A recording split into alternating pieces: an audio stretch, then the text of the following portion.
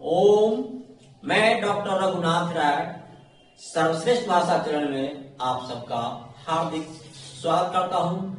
आशा और विश्वास करता हूं कि आप लोग नित्य प्रति इस चैनल से लाभ उठाते होंगे।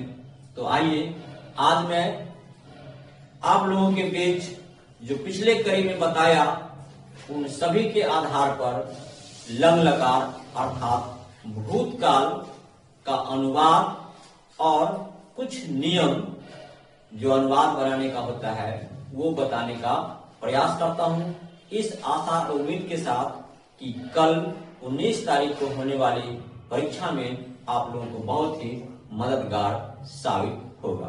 तो आइए, वह सूत्र क्या है अनुवाद का? वह है साधक तमाम कर्णम तो आपको बता दिए हैं, सहयुक्त अप्रधान्य बताना है। तो क्या कहता है? सहयुक्त अप्रधान्य अर्थात सह, साकम, सार्धम, समम, इन चारों शब्दों के साथ हमेशा तृतीय विभक्ति होती है।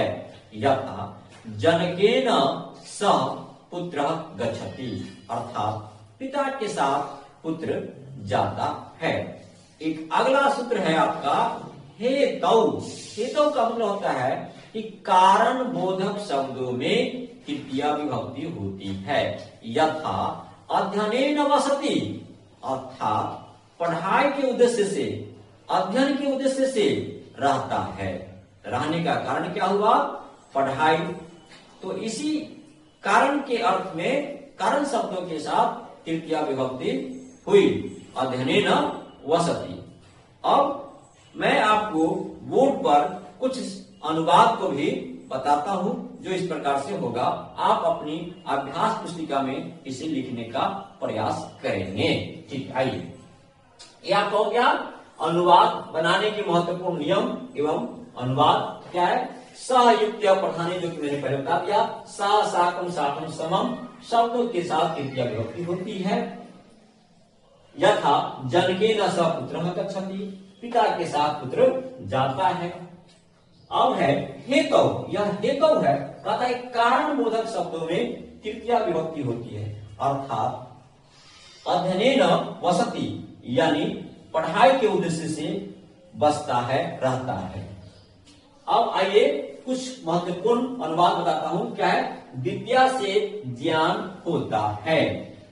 तो विद्या, विद्या, विद्या ज्ञानम भवति।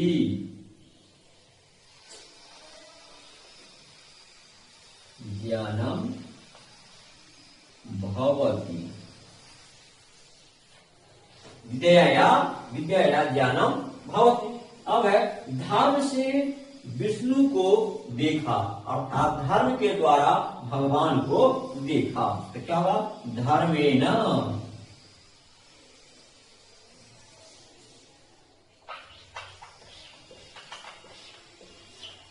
धर्मेण हरिम, हरिम अपश्यत्।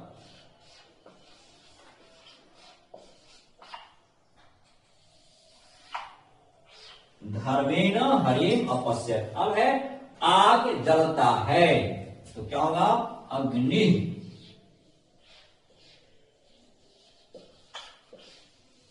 अग्नि ज्वलति।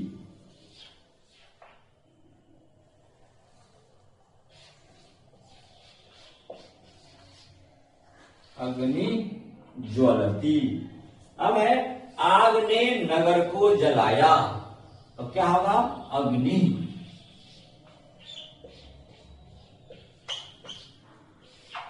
अग्नि नगरम, नगरम अदः।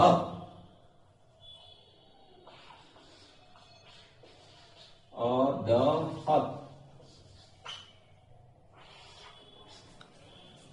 अब है मैंने कहा, अहम।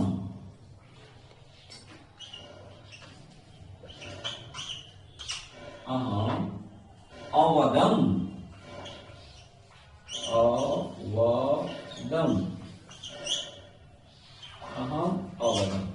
इस तरह से कुछ महत्वपूर्ण अनुवाद में आपको बता दिया हूं।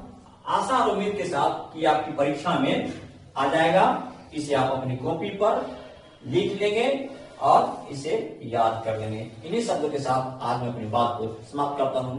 ओम शांति।